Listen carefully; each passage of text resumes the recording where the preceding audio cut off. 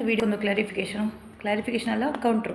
ಅವ್ರಿಗೆ ಗೊತ್ತಿದೆ ನಾನು ಅವರು ಯಾವಾಗೆಲ್ಲ ವೀಡಿಯೋ ಮಾಡ್ತಾರೆ ಆವಾಗ ನಾನು ಕೌಂಟ್ರ್ ಕೊಡ್ತೀನಿ ಅಂತ. ಸೊ ಇದನ್ನು ನಾನು ನನ್ನ ಮನೆಯೊಳಗೆ ಮಾಡಬೇಕು ಅಂತ ತೀರ್ಮಾನ ಮಾಡಿದ್ದೀನಿ, ನನ್ನ ತಾಯಿ ಮನೆಯಲ್ಲಿ, ನನ್ನ ತಂದೆ ತಾಯಿಯವರ ಪ್ರೆಸೆನ್ಸಲ್ಲಿ. ಯಾಕಂದರೆ ನನ್ನ ತಂದೆ ತಾಯಿಯವರಂದರೆ ನನಗೆ ತುಂಬ ಸತ್ಯ ನ್ಯಾಯ ಧರ್ಮದ ಮಾರ್ಗದಲ್ಲಿ ಜೀವನ ಮಾಡಲಿಕ್ಕೆ ನಡೆಸಿಕೊಟ್ಟವರು. ನನಗೆ ಅಂತಲ್ಲ, ನಮಗೆ 5 ಮಕ್ಕಳಿಗೂ ಕೂಡ ಅದೇ ತಂದೆಯ ಒಂದು ಆದರ್ಶವನ್ನು ಫಾಲೋ ಮಾಡಿಕೊಂಡವರು ನಾನು. ತಾಯಿ ಬಗ್ಗೆ ಹೇಳ್ತಿದ್ದೆ, ತಾಯಿ ಎಲ್ಲರನ್ನೂ ಪ್ರೀತಿಸುವ ವ್ಯಕ್ತಿ. ತಾಯಿಯ ಬಗ್ಗೆ ಹೆಚ್ಚೇನು ಹೇಳಲಿಕ್ಕಿಲ್ಲ. ತುಂಬ ಎಲ್ಲರನ್ನು ಕೂಡ, ಯಾರನ್ನು ಕೂಡ ದ್ವೇಷ ಮಾಡುವ ವ್ಯಕ್ತಿ ಅಲ್ಲ ತಾಯಿ. ತಂದೆ ಕೂಡ ಅಷ್ಟೇ, ಸತ್ಯ ನ್ಯಾಯ ಧರ್ಮ ಇದು 3ನ್ನು ನಮಗೆ ಪಾಲಿಸಿ ನಮಗೊಂದು ಗುರುಗಳು ಅಂತಿದ್ದೆ. ನನ್ನ ಸ್ಮಾರ್ತ ಸಂಪ್ರದಾಯದ ಪ್ರಕಾರ ಇದನ್ನು ಗುರುಗಳು ಶಂಕರಾಚಾರ್ಯರು, ಶೃಂಗೇರಿ ನಮ್ಮ ಮೂಲಮಠ. ಆದರೆ ನನ್ನ ತಂದೆ ನನಗೆ ಹೇಳಿಕೊಟ್ಟಿದ್ದು ನಾರಾಯಣ ಗುರುವನ್ನು. ಎಲ್ಲರನ್ನ ಪ್ರೀತಿಸಬೇಕು, ಒಂದೇ ಜಾತಿ ಒಂದೇ ಮತ ಒಂದೇ ಧರ್ಮ ಮನುಷ್ಯನಿಗೆ ಅಂತ. ಸೊ ಈ ಒಂದು ಸಂಪ್ರದಾಯದ ಪ್ರಕಾರ ನಾವು ಬೆಳೆದವರು, ಅದನ್ನು ಫಾಲೋ ಮಾಡ್ತಾ ಇರೋರು ನಾವು. 5 ಜನ ಮಕ್ಕಳು ಕೂಡ, 4 ಹೆಣ್ಮಕ್ಳು, ನನಗೊಬ್ಬ ತಮ್ಮ. ಎಲ್ಲರೂ ಸೆಟಲ್ಡ್ ಆಗಿದ್ದಾರೆ, ಎಲ್ಲ ಗೌರ್ಮೆಂಟ್ ಜಾಬಲ್ಲಿದ್ದಾರೆ. ತಮ್ಮ ಬಿಸ್ನೆಸ್ ಮಾಡ್ತಾಯಿದ್ದಾರೆ, ನಾನೊಂದು ಖಾಸಗಿ ಕಂಪನಿಲಿದ್ದೀನಿ, ನಾನು ಕೂಡ ಅದ್ರ ಜೊತೆ ಒಂದು ಬಿಸ್ನೆಸ್ ಮಾಡ್ತಾಯಿದ್ದೀನಿ. ಸದ್ಯಕ್ಕೆ ನನ್ನ ಅಪ್ಪ ಅಮ್ಮನ ಇದನ್ನು ನೋಡ್ಕೊಂಡು ಹೋಗೋನು ನನ್ನ ತಮ್ಮನ ಹೆಂಡತಿ, ಅವನಿಗೊಬ್ಬರು ಮಗಳಿದ್ದಾಳೆ. ಸೊ ನನ್ನ ತಮ್ಮನ ಮನೆಯಲ್ಲಿ ಇದಕ್ಕೆ ಕೂತ್ಕೊಂಡು ಒಂದು ಕೌಂಟ್ರ್ ಕೊಡಬೇಕು ಅಂತ ನಾನಿದ್ದೇನೆ. ವಿಷಯಕ್ಕೆ ಬರೋಣ. ಪ್ರಶಾಂತ್ ಪ್ಯೂಜಾರಿ ಯೂಟ್ಯೂಬರ್. ನಾನು ಹೆಸರು ಹೇಳ್ತೀನಿ, ನನಗೇನು ಹೆದರಿಕೆ ಇಲ್ಲ. ಮನುಷ್ಯಂದು ಹೆಸರು ಹಿಡ್ದೇ ಹೇಳ್ತೀನಿ. ಎಲ್ಲರೂ ಹೆಸರು ಹೇಳ್ಬೇಡ. ನಾನು ಯಾಕ್ರಿ ಹೆಸರು ಹೇಳಬಾರ್ದು ಆ ವ್ಯಕ್ತಿದು? ಆ ಪ್ರಶಾಂತ್ ಪೂಜಾರಿಯನ್ನು ನನಗೆ ಡೆಲ್ಲಿಯಲ್ಲಿ ಪರಿಚಯ ಇತ್ತು. ಆತ ನನ್ನ ಇಂಟರ್ವ್ಯೂ ಮಾಡಿದ. ಅವರು ಅಂತ ಹೇಳಲ್ಲ, ಆ ಗೌರವವನ್ನು ಕಳ್ಕೊಂಡ. ಸೊ ಅವನು ನನ್ನ ಇಂಟರ್ವ್ಯೂ ಮಾಡಿದ, ಅದನ್ನು ಹೈಡ್ ಮಾಡಿಟ್ಟಿದ್ದಾನೆ.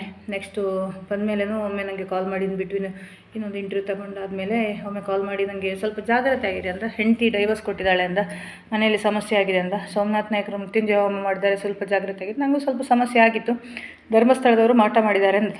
ನಾನು ಅದನ್ನೆಲ್ಲ ಕೇರ್ ಮಾಡಲಿಲ್ಲ, ನಾನು ಅವರ ವೈಯಕ್ತಿಕ ವಿಷಯವನ್ನು ಕೇಳಲಿಲ್ಲ. ಆಮೇಲೆ 1-2 ಸಲ ನಾನು ಕೇಸಿನ ಬಗ್ಗೆ ಮಾತಾಡಿದ್ದೆ. ನನಗೊಂದು ಸಮನ್ಸ್ ಬರುವಾಗ ಕೇಸಿನ ವಿಚಾರದಲ್ಲಿ ಇದಕ್ಕೆ ಹೇಳಿದರು, ಬೇಡ ಮೇಡಮ್, ಈ ಹೋರಾಟಗಾರರು ಯಾರು ಹೆಲ್ಪ್ ಮಾಡಲ್ಲ, ಯಾರು ಸಪೋರ್ಟ್ ಮಾಡಲ್ಲ ಅಂತ. ಮತ್ತು ನಾನಷ್ಟಕ್ಕೆ ಅದನ್ನು ಕೇಸನ್ನು ಮುಂದುವರಿಸ್ಕೊಂಡು ಹೋದೆ. ಆಮೇಲೆ ನನಗೆ ಕರೆಕ್ಟ್ ನೆನಪಿದೆ, ಗಣೇಶ ಚತುರ್ಥಿ ದಿವಸ ಅವರು ನನಗೆ ಫೋನ್ ಮಾಡಿದರು. ತುಂಬ ಮಾತಾಡಿದ್ದು ಬರೀ SIT ಬಗ್ಗೆ, ನನ್ನ ಕೇಸಿನ ವಿಚಾರದ ಬಗ್ಗೆ, ವೈಯಕ್ತಿಕ ವಿಷಯನೂ ಮಾತಾಡಿಲ್ಲ. ಆಮೇಲೆ ತಹಶೀಲ್ದಾರಿಗೆ ಮನವಿ ಸಲ್ಲಿಸೋ ಒಂದು ವಿಚಾರದಲ್ಲಿ ನಾನು ಅವರಿಗೆ ಮೆಸೇಜ್ ಮಾಡಿದೆ, ಅವರು ರಿಪ್ಲೈ ಮಾಡಲಿಲ್ಲ. ನೆಕ್ಸ್ಟ್ ಡೇ ನಾನು ಅವರ ಸ್ಟೇಟಸಲ್ಲಿ ಅವರ ಅಮ್ಮಂದು ಫೋಟೋ ಹಾಕೋದು ನೋಡಿದೆ, RIP ಅಂತ ಹಾಕಿದ್ದು.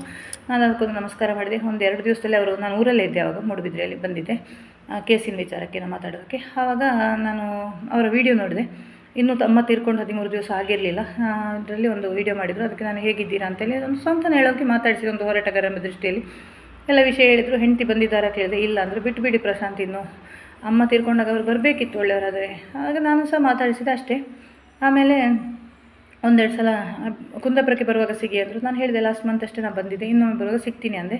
ಸೊ ಹಾಗೆ ಒಂದು ಆತ್ಮೀಯತೆಯಿಂದ ಮಾತಾಡಿದೆ. ಯಾಕಂದರೆ ನನಗೆ ಒಂದು ಕನ್ಸರ್ನ್ ಇದ್ದಿದ್ದು, ಒಂದು ಹೋರಾಟಗಾರ ಎಂಬ ನೆಲೆಯಲ್ಲಿ ಮಾತ್ರ ಆ ವ್ಯಕ್ತಿ ಬಗ್ಗೆ ನನಗೆ ಇದ್ದಿದ್ದು. ಸೊ ಅದನ್ನು ನಾನು ಮಾತಾಡ್ತಾ ಹೋದೆ. ಮುಂದೆ ಏನಾಯಿತು, ಅವರ ಸಮಸ್ಯೆಗಳೆಲ್ಲ ಹೇಳ್ಕೊಂಡ್ರು. ಆಗ ಅವರಿಗೆ ಕೇಸಿನ ವಿಚಾರ ಬಂತು, ದುಡ್ಡಿಲ್ಲ ಅಂತ ಹೇಳಿದರು. ಇಂಡೈರೆಕ್ಟ್ಲಿ ನನ್ನಲ್ಲಿ ಕೇಳಿಲ್ಲ ಯಾವ ರೀತಿಯಲ್ಲೂ. ನಾನೇ ಹೇಳಿದೆ, ನಾನು ಹೆಲ್ಪ್ ಮಾಡ್ತೀನಿ ಪ್ರಶಾಂತ್, ಯಾರು ಹೆಲ್ಪ್ ಮಾಡೋರಿಲ್ಲ ನಮ್ಮ ಹೋರಾಟದಲ್ಲಿ, ನಾನೇ ಹೆಲ್ಪ್ ಮಾಡ್ತೀನಿ, ಅದು ನನಗೆ ವಾಪಸ್ ಕೊಡಬೇಕು ಎಂಬ ವಿಷಯ. ನಿಮ್ಗೆ ಯಾವಾಗ ಕೊಡಲಿಕ್ಕೆ ಆಗುತ್ತೆ ಅಂತ ಗೊತ್ತಿಲ್ಲ. ಅವರು ಮುಜುಗರದಿಂದಲೇ ತಗೊಂಡ್ರು. ನಾನು ಅವರಿಗೆ ಬಸ್ ಟಿಕೆಟು ಬುಕ್ ಮಾಡಿ ಅದೆಲ್ಲ ನಾನು ಕಥೆ ರಾಮಾಯಣ ಹೇಳಿದ್ದೀನಿ. ಸೊ ಇದಿಷ್ಟು ನಂದು ಮತ್ತು ಪ್ರಶಾಂತಿದು. ಒಂದು ನವಂಬರ್ 24ರಿಂದ ಜನವರಿ ಬಿಟ್ಟು ಡಿಸೆಂಬರ್ ಎಂಡಿಗೆ ಅದು ಫುಲ್ ಸ್ಪಾಯ್ಲ್ ಆಗಿದೆ. ಆ ಮಹಿಳಾ ಸಮಾವೇಶ ಮುಗ್ದಾದ ಟೈಮಲ್ಲಿ 1 ತಿಂಗಳೂ ಆ ರಿಲೇಷನ್ಶಿಪ್ ಇರಲಿಲ್ಲ. ಅದರಲ್ಲಿ ನಮಗೆ ವೈಯಕ್ತಿಕವಾಗಿ ಏನೂ ಮಾತಾಡಿಲ್ಲ ನಾವು. ಬರೀ ಚರ್ಚೆ, ಬಿಸ್ನೆಸ್ಸು, ದುಡ್ಡು ವ್ಯವಹಾರ ಇದಿಷ್ಟೇ ಆಗಿದ್ದು. ಆಮೇಲೆ ಆ ವ್ಯಕ್ತಿ ನನ್ನನ್ನು ಬ್ಲಾಕ್ ಮಾಡಿ ಹೋಗಿದ, ದುಡ್ಡು ಕೇಳುವಾಗ ಬ್ಲಾಕ್ ಮಾಡಿದ. ಆವಾಗ ನನಗೆ ವಿಶ್ವಾಸದ್ರೋಹ ಅಂತು. ಯಾಕಂದರೆ ನನಗೂ ರವಿಯವರಿಗೂ ಇವರು ಮೋಸ ಮಾಡಿದ್ದಾರೆ ಅಂತ. ಆ ವಿಚಾರ ನಾನು ಸುಮಾರು 1 ತಿಂಗಳಿಂದ ಒಂದು ಗ್ರೂಪಲ್ಲಿ ಹೇಳ್ತಾ ಇದ್ದೀನಿ, ಪ್ರಶಾಂತ್ ಅವರನ್ನು ಕಾಂಟ್ಯಾಕ್ಟ್ ಮಾಡಿಕೊಡಿ. ಯಾರು ಕೂಡ ಮುಂದೆ ಬಂದಿಲ್ಲ. ಗಾಣಿಗರು ಸರಿ ಮಾಡಿ ಕೊಡ್ತೀನಿ ಅಂದರೆ ಅವರು ಹಿಂದೆ ಸರಿದು, ನಿಮ್ಮ ವಿಚಾರ ನೀವೇ ತೀರಿಸ್ಕೊಳ್ಳಿ ಅಂತ. ಸೊ ನಾನು ಎಲ್ಲರಿಗೂ ಕೇಳೋದೊಂದು, ಈ ಪ್ರಶಾಂತ್ ನನ್ನನ್ನು ಬ್ಲಾಕ್ ಮಾಡಿದರೆ, ಪ್ರಶಾಂತ್ ಎಲ್ಲಿಲ್ಲ ಅಂತ ನಂಗೆ ಎಲ್ಲಿದ್ದಾರೆ ಅಂತ ನನಗೆ ಗೊತ್ತಿಲ್ಲ. ಅದು ನಾನು ಏನು ಮಾಡಬೇಕು ಅಂತ ಹೇಳಿ, ಆಯಿತಾ? ಕೊನೆಗೆ ಪ್ರಸನ್ನಕ್ಕ ಬಂದರೆ ಅದೆಲ್ಲ ರಿಸಾಲ್ವ್ ಮಾಡಿದ್ರು, ಚಂದದಲ್ಲಿ ನಾವು ಹಿಂದೆ ಬಂದ್ವಿ. ಬಟ್ ಈ ಪ್ರಶಾಂತ್ ಪೂಜಾರಿ ಎಂಬ ಯೂಟ್ಯೂಬರು, ಹ್ಯೂಮನ್ ರೈಟ್ಸ್ ಚಾನಲ್ನ ಯೂಟ್ಯೂಬರ್ ಏನು ಮಾಡಿದ್ದಾನೆ ಅಂದರೆ, ನನ್ನ ಬಗ್ಗೆ ಆ್ಯಕ್ಚುಲಿ ಅವನ ಇಂಟೆನ್ಷನ್ ಏನಿತ್ತು, ನನ್ನ ದುಡ್ಡು ವಾಪಸ್ ಕೊಡೋದು ಬೇಡ ಅಂತ. 51,500 ರೂಪಾಯಿ ಕೊಡಲ್ಲ ಅಂತ ಹೇಳಿ ನನ್ನ ಬಗ್ಗೆ ಇಷ್ಟು ಮಾತಾಡಿದಾಳಲ್ಲ, ನಾನು ಯಾಕೆ ಕೊಡಬೇಕು ಅಂತ ಹೇಳಿದ್ದಾನೆ. ಬಟ್ ಏನೋ ಪ್ರಸನ್ನಕ್ಕೆ ಇಂಟರ್ಫಿಯರ್ ಆಗಿದೆ, ಅವರ ಹೆದರಿಕೆಯಿಂದ ವಾಪಸ್ ದುಡ್ಡು ಬಂತು ನನಗೆ. ದುಡ್ಡಿನ ವಿಷಯದಲ್ಲಿ ಏನು ಪ್ರಾಬ್ಲಮ್ ಇಲ್ಲ, ಎಲ್ಲ ಕ್ರಿಯೆ ಆಯಿತು. ನನ್ನ ದುಡ್ಡನ್ನು ನಾನು ತೊಗೊಂಡಿದ್ದೀನಿ, ಆಯಿತಾ? ಅಲ್ಲಿ ಮ್ಯಾಟ್ರ್ ಕ್ಲೋಸ್ ಆಗಬೇಕಿತ್ತು ತಾನೇ. ನಾನು ಸುಮ್ಮನೆ ಆಗಿದ್ದೆ. ನಾನು ನನ್ನಷ್ಟಕ್ಕೆ ಕೆಲಸ ಮಾಡಾಯಿಕ ಕ್ಷೇತ್ರಕ್ಕೆಲ್ಲ ಹೋಗಿ ಬಂದು, ನಾನೇನು ಸೌಜನ್ಯ ವಿಚಾರದಲ್ಲಿ ಇಲ್ಲ ಅಂತೇಳಿ ನಾನು ಎಲ್ಲ ಬಿಟ್ಬಿಟ್ಟು ನಾನು ಕೆಲಸ ಮಾಡ್ತಿದ್ದೆ. ಆವಾಗ ಈ 3rd ಪರ್ಸನ್ಸು ಸ್ವಲ್ಪ ಎಂಟ್ರಿ ಆಗುತ್ತೆ. ಯಾರಂದರೆ ಈ ವಿಜಯ ನಾರಾವಿ, ಅಣ್ಣಾ ಬೋಂಡ್, ಹರಿಣಾಕ್ಷ ಶೆಟ್ಟಿ, ಗುಳ್ಳೆನರಿ ಅನೀಶು ಅವ್ರ ಜೊತೆ ಸೇರಿಕೊಂಡಿದ್ದಾನೆ. ಮತ್ತು ಸ್ವಲ್ಪ ಜನ ಇದರ ಹಿಂದೆ ಸರಿಯಾಗಿ ಆಟ ಆಡಲಿಕ್ಕೆ ಶುರು ಮಾಡಿದರು. ಆಯಿತಾ, ತುಂಬ ಜನ ಇದ್ದರು. ಈಗ ಕೆಲವರಿಗೆ ಅರ್ಥ ಆಗಿದೆ. ಮತ್ತು 2-3 ಯೂಟ್ಯೂಬ್ ಚಾನಲ್ನವಳು, ಅದರಲ್ಲಿ ಒಂದು ಅವಳು ಶೈಲಜಾ ಅಮರ್ನಾಥ್, ಚಕ್ರವರ್ತಿ, ಜ್ವಾಲಾಮುಖಿ, ಇವರು 3 ಯೂಟ್ಯೂಬ್ ಚಾನಲ್ಸು. ಮತ್ತು ಸ್ವಲ್ಪ ಜನ ಹಿಂದೆ ಆಟ ಆಡಿದ್ದಾರೆ. ಇವರೊಂದು ಫೇಕ್ ಗ್ರೂಪ್ ಮಾಡಿಕೊಂಡು ಬುರುಡೆ ಅಧಿಕಾರಿ ಅಂತ ಫೇಕ್ ಐಡಿ ಕ್ರಿಯೇಟ್ ಮಾಡಿ ನನ್ನನ್ನು ಟಾರ್ಗೆಟ್ ಮಾಡಲಿಕ್ಕೆ. ಯಾಕೆ ಅಲ್ಲಿ ಪ್ರಶಾಂತ್ ಸೈಲೆಂಟ್ ಆಗಿದ್ದಾರೆ, ನಾನು ಸೈಲೆಂಟ್ ಆಗಿದ್ದೀನಿ. ಅದರಲ್ಲಿ ಮೇಯ್ನ್ ಬಂದವನು ಅಣ್ಣ ಬಾಂಡನ್ನು ಫೀಲ್ಡಿಗೆ ತಂದವಳು ವಿಜಯನಾರಾಯಣ್. ಇವರೇನು ಮಾಡ್ತಾರೆ, ನನಗೆ ದಿನಕ್ಕೊಂದು ಎಲಿಗೇಷನ್ ಹಾಕಿ ನನ್ನನ್ನು ಟಾರ್ಗೆಟ್ ಮಾಡ್ತಾರೆ ವೈಯಕ್ತಿಕವಾಗಿ. ಫಸ್ಟಿಗೆ ಅಣ್ಣ ಬಾಂಡ್ ಹೇಳಿದ್ದು ನಾನು ವೀರೇಂದ್ರ ಹೆಗ್ಡೆ ಅವರ ಕಂಪನಿಯಿಂದ ಕೆಲಸ ಮಾಡ್ತಿದ್ದೇನೆ ಅಂತ. ಅವನಲ್ಲೇ ಸ್ವಂತ ದಾಖಲೆ ಇದೆ, ನನ್ನ ಕಂಪನಿಗೂ ವೀರೇಂದ್ರ ಹೆಗ್ಡೆ ಅವರಿಗೆ ಸಂಬಂಧ ಇಲ್ಲ ಅಂತ. ಪೆದ್ದು ಅನ್ಎಜುಕೇಟೆಡ್ ಫೆಲೋ, ಅವನು ಎಣ್ಣೆ ಬಾಂಡು ಶ್ರೀನಾಥ ಶೆಟ್ಟಿ ನನ್ನ ಮೇಲೆ ಅಲಿಗೇಷನ್ ಹಾಕಿದ. ಅದು ಫಾಲ್ಸ್ ಆಯಿತು. ನಾನು ಕಂಪ್ಲೇಂಟ್ ಕೊಟ್ಟೆ ಸ್ಟೇಷನಲ್ಲಿ, ಇನ್ನೂ ನಡೀತಾ ಇದೆ, ಇದು ಆಗಬೇಕದು. ಅದು ಮುಗಿಯಿತು, ಕ್ಲೋಸು. ಮತ್ತು ನನ್ನ ಬಗ್ಗೆ ಮತ್ತು ಪ್ರಶಾಂತ್ ಬಗ್ಗೆ ಒಂದು ಇಲ್ಲ ಸಲ್ಲದ ವಾಟ್ಸಪ್ ಚಾಟ್ ಕ್ರಿಯೇಟ್ ಮಾಡಿದ ನಾನು ಪ್ರಶಾಂತಿಗೆ ಬರೆದಾಗೆ, ಅದು ಕೂಡ ಫೇಕು. ಮತ್ತು ನೆಕ್ಸ್ಟು ಏನೇನೋ ಎಲಿಗೇಷನ್ ಸಾಂಗ್ ಮಾಡಿ ಹಾಕಿದ. ಏನು ಮಾಡಿದರೂ ನಾನು ಅವನನ್ನು ಬಿಟ್ಟು ಇಲ್ಲ. ಅವನು ನನಗೆ ಥ್ರೆಟ್ ಹಾಕಿದ, ನನ್ನ ಫ್ಯಾಮಿಲಿಗೆ ಇದು ಮಾಡಿದ, ನನ್ನ ತಮ್ಮನಿಗೆ ತೊಂದರೆ ಕೊಟ್ಟ, ನನ್ನ ಅಕ್ಕನಿಗೆ ತೊಂದರೆ ಕೊಟ್ಟ. ಇಷ್ಟೆಲ್ಲ ಟಾರ್ಚರ್ ಮಾಡಿದ್ದು ನಾನು ಹಿಂದೆ ಸರಿಯಲಿಲ್ಲ ಅಂತ ಅವನಿಗೆ ಗೊತ್ತಾಯಿತು. ಯಾವ ಕಾರಣಕ್ಕೂ ನಾನು ಹಿಂದೆ ಸರಿಯಲ್ಲ ಅಂತ. ಆ ಟೈಮಲ್ಲಿ ಅವನು ಪ್ರಶಾಂತನ್ನು ಕಾಂಟ್ಯಾಕ್ಟ್ ಮಾಡಿ ಶೈಲಜಾ ಅಮರ್ನಾಥ್ ಅವರಿಗೆ ಕನೆಕ್ಟ್ ಮಾಡಿಕೊಟ್ಟು, ಇವರಿಬ್ಬರು ನನ್ನನ್ನು ಶೈಲಜಾ ಮತ್ತು ಪ್ರಶಾಂತ್ ಹಿಂದೆಯಿಂದ ಆಟ ಆಡೋದು, ಅಣ್ಣ ಬಾಂಡು ನಾರಾವಿ ಹರಿಣಾಕ್ಷ ಶೆಟ್ಟಿ ಮುಂದೆಯಿಂದ ಪ್ರಚಾರಕ್ಕೆ. ಸೊ ಹೀಗೆ ಒಂದು ದೊಡ್ಡ ಒಂದು ಷಡ್ಯಂತ್ರನೇ ನನ್ನ ಹಿಂದೆ ನಡೀತದೆ. ವೈಯಕ್ತಿಕವಾಗಿ ನನ್ನ ತೇಜವಂದೆ ಮಾಡೋದು, ನನ್ನ ಫ್ಯಾಮಿಲಿಯನ್ನು ಟಾರ್ಗೆಟ್ ಮಾಡೋದು, ಎಲ್ಲ ವಿಷಯವನ್ನು ಹೇಳಿಕೊಡೋದು ನಮ್ಮ ಪ್ರಶಾಂತ್. ಆಯಿತಾ, ಹಿಂದೆಯಿಂದ ಆಟ ಆಡಿದ್ದು ಪ್ರಶಾಂತ್. ಅವರು ಒಪ್ಕೊಳ್ತಾ ಇಲ್ಲ, ಬಟ್ ಅವ್ರು ಮಾಡೋ ಕೆಲಸ ಎಲ್ಲ ಮಾಡಿ ಹಿ ವಾಸ್ ಎಂಜಾಯಿಂಗ್. ನಾನು ಪ್ರಸನ್ನಕ್ಕೆಲ್ಲರಿಗೂ ಕೇಳಿದೆ, ಅವನು ತಪ್ಪು ಮಾಡದಿದ್ದರೆ ಅವನು ಯೂಟ್ಯೂಬಲ್ಲಿ ಬಂದು ಅವನು ಕ್ಲಾರಿಫಿಕೇಷನ್ ಕೊಡಬೇಕಿತ್ತಲ್ಲ. ನನಗೂ ಅನಿತನಿಗೆ ಏನು ಸಂಬಂಧ ಇಲ್ಲ, ಆ ಚಾಟ್ ನಾನು ಮಾಡಿದ್ದಲ್ಲ. ಈಗ ನಾನು ಹೇಳಿದೆ ನೋಡಿ ಯೂಟ್ಯೂಬಲ್ಲಿ, ನನಗೆ ಕ್ಲಾರಿಫಿಕೇಷನ್ ಅವನು ಯಾಕೆ ಕೊಡ್ತಾ ಇಲ್ಲ. ಸೊ ಅವನೊಬ್ಬ ದೊಡ್ಡ ಕಳ್ಳ ಅಂತ ನಮಗೆ ಗೊತ್ತಾಯಿತು. ಹೀಸ್ ಪ್ಲೇಯಿಂಗ್ ಅಂತ ನಾವು ತುಂಬ ಜನ ನನಗೆ ಸಪೋರ್ಟ್ ಮಾಡೋ ಒಂದು ಟೀಮ್ನವರಿಗೆ ನಾನು ಹೇಳಿದೆ ಹೀಸ್ ಪ್ಲೇಯಿಂಗ್ ಅಂತ. ನನಗೆ ಈಗ ಗೊತ್ತಾಯ್ತು Anita, he has A dwell character, ಅವನಿಗೆ 2 ಮುಖವಾಡ ಇದೆ ಅಂತ ಹೇಳಿದರು. ನಾನು ಅಲ್ಲಿವರೆಗೆ ನಾನು ಪ್ರಶಾಂತನ್ನು ಬಿಟ್ಕೊಟ್ಟಿಲ್ಲ. ಪ್ರಶಾಂತ್ ಒಳ್ಳೆಯ ವ್ಯಕ್ತಿ ಅಂತ ಎಲ್ಲರಿಗೂ ಹೇಳ್ತಾ ಇದ್ದೆ. ಇವಾಗ ನನಗೆ ನಿಜ ಬುದ್ಧಿ ಗೊತ್ತಾಯಿತು, ಇನ್ನು ಬಿಡುವ ಪ್ರಶ್ನೆ ಇಲ್ಲ ಅಂಥೇಳಿ ನಾನು ಸ್ವಲ್ಪ ಆ್ಯಕ್ಟಿಂಗ್ ಮಾಡಿದ್ದೀನಿ ಆ ಮೆಸೇಜಲ್ಲಿ. ಅವನಿಗೆ ಒಳ್ಳೆ ಥರ ಎಲ್ಲ ಮೆಸೇಜ್ ಮಾಡಿ ನನಗೆ ಒಬ್ಬರು ಹೇಳಿದರು, ಸ್ವಲ್ಪ ಅವನಿಗೆ ಒಳ್ಳೆ ರೀತಿಯಲ್ಲಿ ಮೆಸೇಜ್ ಮಾಡಿ ಸರಿಯಾಗಿ ದಾರಿಗೆ ಬರ್ತಾನಂತ. ನಾನು ಹೇಳಿದೆ, ಇಲ್ಲ ಸರ್, ಅವನು ತುಂಬ ಕ್ರುಕ್ಕೆಡಿದ್ದಾನೆ, ಅವನು ಬರಲ್ಲ ಸರಿ ದಾರಿಗೆ. ಓಕೆ ಬಿಡಿ. ನನ್ನ ಫ್ರೆಂಡ್ ಅವರು ವಿಷ್ಣು ಪ್ರಸಾದ್ ಅನ್ನೋರು, ಶಿವಮೊಗ್ಗದವರು, ನಮ್ಮ ಪತ್ರಕರ್ತರು ಹೌದು. ಅವರು ಈ ಚಕ್ರವರ್ತಿಗೆಲ್ಲ ಕ್ಲಾಸ್ ಮಾಡಿದವರು. ದಿನೇಶ್ ಗಾಣಿಗರಲ್ಲೂ ಮಾತಾಡಿದ್ದಾರೆ. ಪ್ರಶಾಂತ್ ಯಾವ ಕಾರಣಕ್ಕೂ ಯಾರಲ್ಲೂ ಮಾತಾಡಲಿಕ್ಕೆ ರೆಡಿ ಇಲ್ಲ ಅಂತ ಹೇಳಿದ್ದಾರೆ. ಅವರು ನನ್ನ ಸಪೋರ್ಟಿಗೆ ನಿಂತು ಅವರು ಹೇಳಿದಾಗೆ ನಾನು ಕೇಳಿ, ಆ ಮೂಲಕ ನಾನು ಪ್ರಶಾಂತಿದ್ದು ಕಾಂಟ್ಯಾಕ್ಟ್ ಡೀಟೇಲ್ಸ್ ಎಲ್ಲ ತೊಗೊಂಡೆ. ಅವ್ರ ಮನೆಗೆ ಹೋಗಿ ಫಸ್ಟ್ ಮನೆ ನೋಡಿ ಬಂದೆ. ಮೊದಲೇ ಹೋಗಿದ್ದೀನಿ, 1 ತಿಂಗಳು ಮೊದಲೇ. 2-3 ಜನ ನೇಬರ್ಸ್, ನನಗೆ ಅಲ್ಲೊಬ್ಬರು ನೇಬರ್ಸ್ ಇದ್ದರು, ಅವರು ನನಗೆ ಕಾಂಟ್ಯಾಕ್ಟ್ ಮಾಡಿ ಹೆಲ್ಪ್ ಮಾಡಿದ್ರು. ಅವರು ಹೋಗೋ ಒಂದು ಸಣ್ಣ ಹೋಟೆಲ್ ಇತ್ತು, ಮಂಜಣ್ಣ ಅಂತ.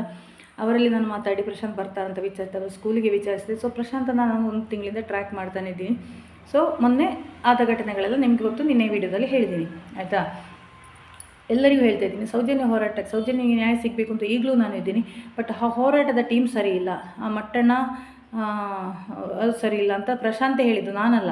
ಮಟ್ಟಣ್ಣ ಸರಿ ಇಲ್ಲ ಅಂತ ದಿನೇಶ್ ಗಾಣಿಗರು ಮತ್ತು ಪ್ರಶಾಂತೆ ಹೇಳಿದ್ದು, ಹೇಗಾದರೂ ಅವರನ್ನು ಹೋರಾಟದಿಂದ ಹೊರಗೆ ಹಾಕಬೇಕು ಅಂತ. ಸೊ ನನ್ನ ಮನಸ್ಸಿನಲ್ಲಿ ಎಲ್ಲರ ಬಗ್ಗೆ ನೆಗೆಟಿವ್ ಒಂದು ಭಾವನೆಯನ್ನು ತಂದಿಟ್ಟಿದ್ದು ಪ್ರಶಾಂತ್, ಹೋರಾಟಗಾರರ ಬಗ್ಗೆ. ನೀವು ಹಿಂದೆ ಸರಿರಿ ಮೇಡಮ್ ಹೋರಾಟದಿಂದ ಅಂತ ಹೇಳಿಕೊಂಡು ತಾನು ಆ ಹೋರಾಟದಲ್ಲಿ ಎತ್ಕೊಂಡು ಶೋ ಆಫ್ ಮಾಡಲಿಕ್ಕೆ. ಇವರಿಗೆ ಸೌಜನ್ಯನಿಗೆ ನ್ಯಾಯ ಸಿಗಬೇಕು ಅಂತ ಯಾವ ಉದ್ದೇಶವೂ ಇಲ್ಲ. ಪ್ರಶಾಂತಿಗೆ ದುಡ್ಡು ಮಾಡಬೇಕು, ಪ್ರಶಾಂತ್ ಮತ್ತು ದಿನೇಶ್ ಗಾಣಿಗರಿಗೆ ಸೌಜನ್ಯ ಹೆಸರಲ್ಲಿ ದುಡ್ಡು ಮಾಡಬೇಕು, ಇದಿಷ್ಟೇ ಇವರ ಇಂಟೆನ್ಷನ್, ಗೊತ್ತಾಯ್ತಾ. ಸೊ ನಾನು ಯಾವ ರೀತಿಯಲ್ಲೂ ಸೌಜನ್ಯನಿಗೆ ಹೋರಾಟಕ್ಕೆ ಅಡ್ಡಿ ಬರುವುದಿಲ್ಲ ಅಂತಿದ್ದೆ. ಬಟ್ ನನಗೆ ಎಲ್ಲಿನವರು ತೊಂದರೆ ಕೊಡಲಿಕ್ಕೆ ಸ್ಟಾರ್ಟ್ ಮಾಡಿದರು, ಆವಾಗ ನಾನು ಬಿಡುವುದಿಲ್ಲ ಅಂತ ನಾನು ಸುಮ್ಮನೆ. ಮಹೇಶ್ ಶೆಟ್ಟಿ ತಿಮ್ರೋಡಿಯಿಂದ ಹಿಡ್ಕೊಂಡು ಮಹೇಶ್ ಮಟ್ಟಣ್ಣ ಪ್ರತಿಯೊಬ್ಬರದ್ದು ಜನ್ಮಜಾಲ ಆಡ್ತೇನೆ ಅಂತ ನಾನು ಪ್ರತಿಜ್ಞೆ ತಗೊಂಡೆ. ಬಟ್ ಪ್ರಶಾಂತನ್ನು ಯಾವ ಕಾರಣಕ್ಕೂ ನಾನು ಬಿಡಲ್ಲ, ಬಿಟ್ಟು ಕೊಡೋ ಪ್ರಶ್ನೆನೇ ಇಲ್ಲ. ಅವನು ಬೀದಿಗೆ ಬಂದು ನನ್ನ ಕಾಲು ಬುಡಕ್ಕೆ ಬಂದು ನನ್ನಲ್ಲಿ ಕ್ಷಮೆ ಕೇಳುವವರೆಗೆ ಪ್ರಶಾಂತ್ ಪೂಜಾರಿಯನ್ನು ನಾನು ಬಿಡಲ್ಲ.